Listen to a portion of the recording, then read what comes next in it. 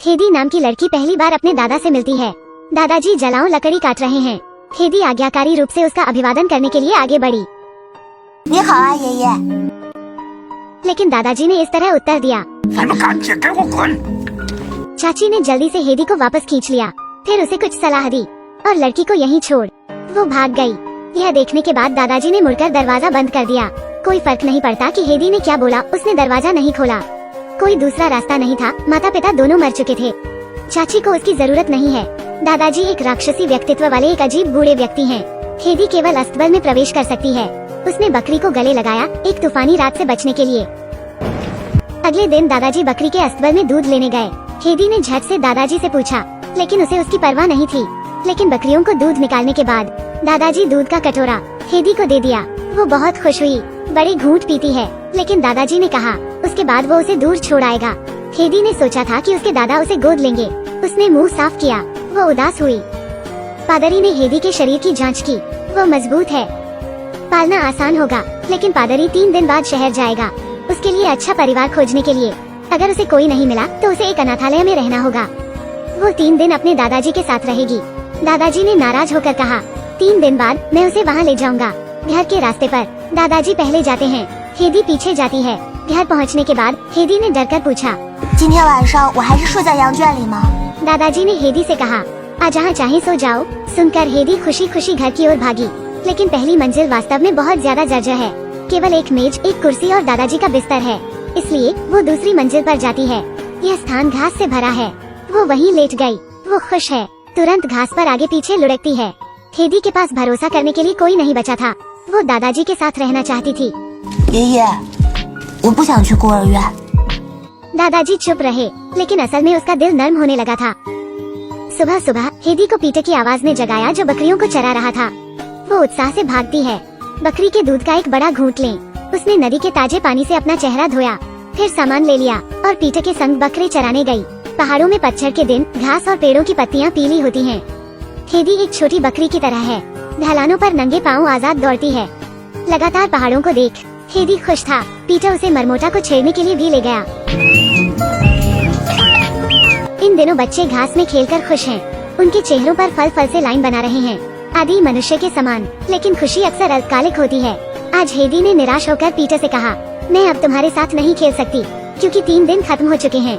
दादाजी मुझे ले जाएंगे। लेकिन हेदी के घर जाने के बाद जानकर आश्चर्य हुआ, घर में एक और कुर्सी है। अब वो समझती है दादाजी उसे नहीं ले जाएंगे। हेदी बहुत खुश है। छोटी लड़की ने अपने दादा को गले लगाया। सर्दी आ रही है। पीटर्स ने बकरियों के झुंड के पास पहाड़ पर जाना छोड़ दिया। उसे पढ़ना चाहिए। हेदी का अब कोई साथी नहीं है। वो सारा दिन उदास और दुखी रहती है। दादाजी भी उसे इस तरह देखकर खुश नहीं थे। उसने हेदी को स्नो बाइक में बैठा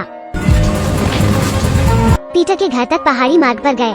पीटर के घर में हेदी को पता चलता है कि पीटर की दादी अंधी है, दंतहीन। इसके अलावा पहाड़ों में खाना बहुत कठिन है। वो खा नहीं सकती थी। इससे वो परेशान हो गई।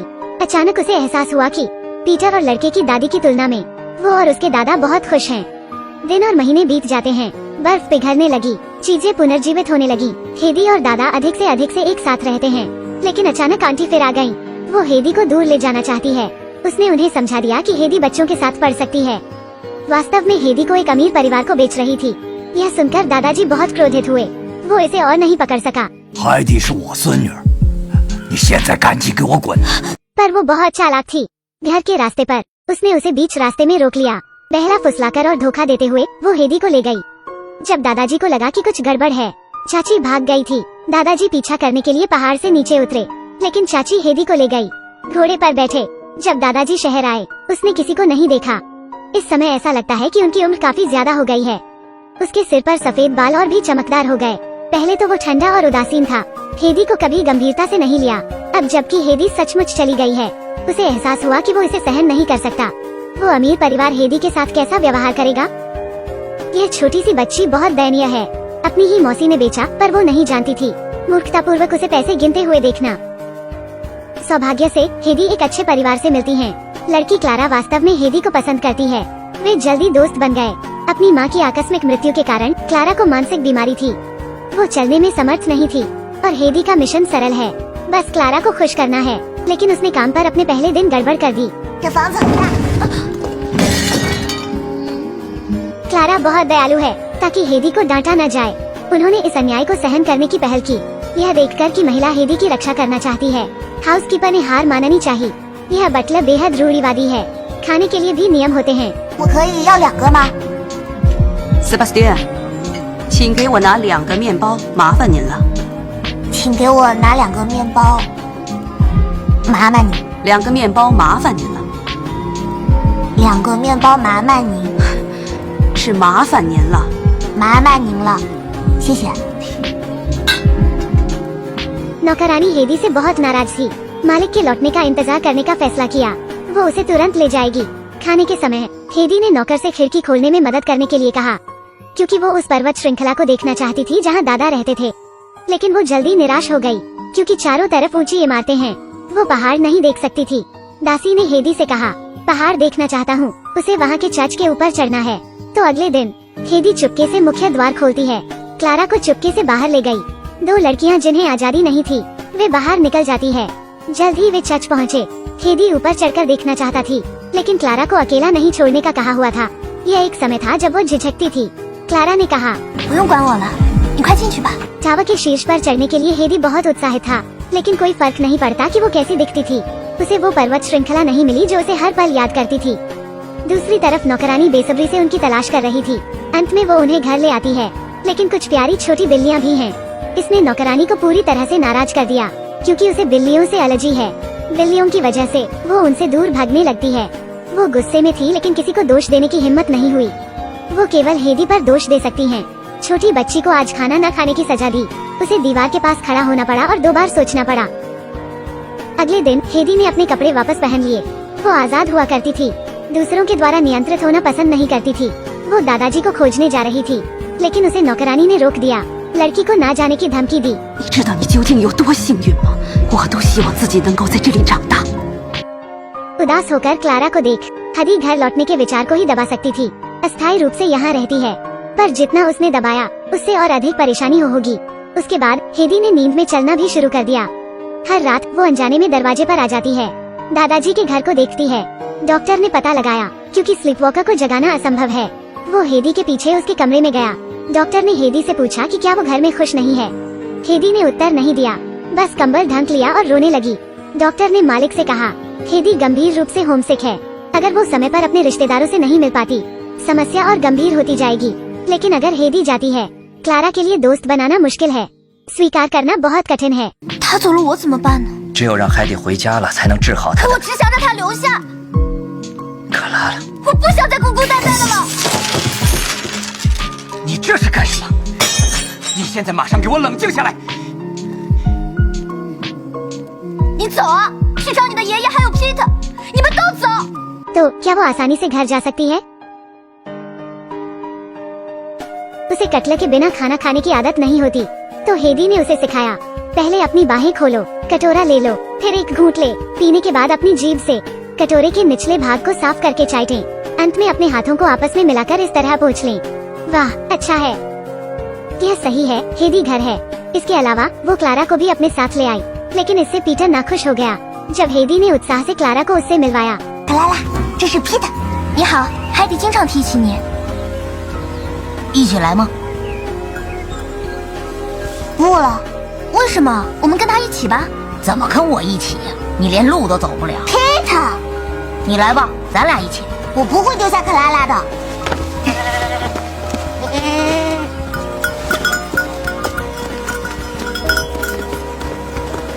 走，快走 ，Peter。 हाँ, वो ईर्ष्यालु है, जिसे हमेशा के लिए अकेला कहा जाता है। उसकी सही व्याख्या। उसने अच्छे खेल को गंभीरता से तोड़ा। खूबसूरत नजारा पीटर को समझा नहीं सकते। वो कितना भाग्यशाली है। हेदी ने पूरा दिन क्लारा के साथ हंसते और बातें करते हुए बिताया। केवल पीटर बकरियों को चराने वाला पहाड़ों में अकेला रह सकता था। शाम को 2 छोटी लड़कियां टूटता तारा देख प्रार्थना करती हैं। अगले दिन जब पीटर हेदी के घर के पास से गुजरा, उन्हें मजाक करते हुए सुने। पीटर की ईर्ष्या फिर से जाग उठी। उसने क्लारा की व्हीलचेयर की ओर देखा। वो इसे बर्दाश्त नहीं कर सका। उसने उसे चट्टान से नीचे धकेल दिया। व्हीलचेयर टूटने के बाद पीटर को अपनी गलती का एहसास हुआ। वो जल्दी से भाग गया।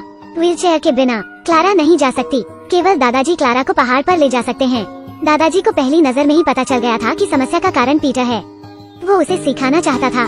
क्लारा चट्टान पर अकेली बैठी थी, दूर देखती है। उसके आसपास के सुंदर दृश्यों ने उसे मोहित कर लिया। मुस्कुराते हुए खुश हुई। एक तितली धीरे से क्लारा के पैर के अंगूठे पर बैठी। वो सहज ही उसे छूने के लिए नीचे झुकी।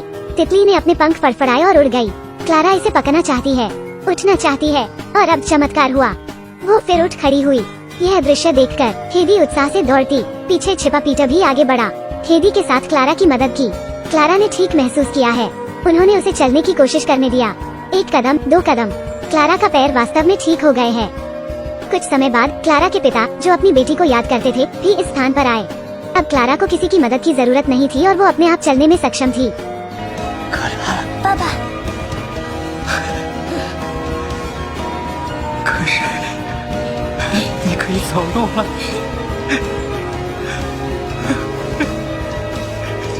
请原谅爸爸。爸爸， इस फिल्म का नाम हेदी है। देखने से पहले मुझे लगा कि यह एक ऐसी फिल्म है जो बहुत सारे आंसू बहा देगी, लेकिन देखने के बाद अच्छा लगा रहा है। यह आपको बहुत खुश या बहुत दुखी नहीं करेगा, लेकिन सब कुछ इतना स्वाभाविक रूप से आता है, उतनी ही खूबसूरत है, लोगों के दिल को छू जाता है। इसके अलावा पहाड़ों के दृश्य, वास्तव में फिल्म में बहुत सारी अच्छी चीजें हैं। फिल्म अकेले देखने के लिए बेहद उपयुक्त है, खासकर बरसात के दिनों में कंबल में लिपट कर। आज मैं आपको यह फिल्म हेदी दिखा रहा हूँ। फिल्म खत्म। अगर कोई फिल्म है जिसे आप देखना चाहते हैं, एक कहानी जिसे आप सुनना चाहते हैं, बस अपनी टिप्पणी छोड़ दो। अलविदा, बाद में मिलते हैं।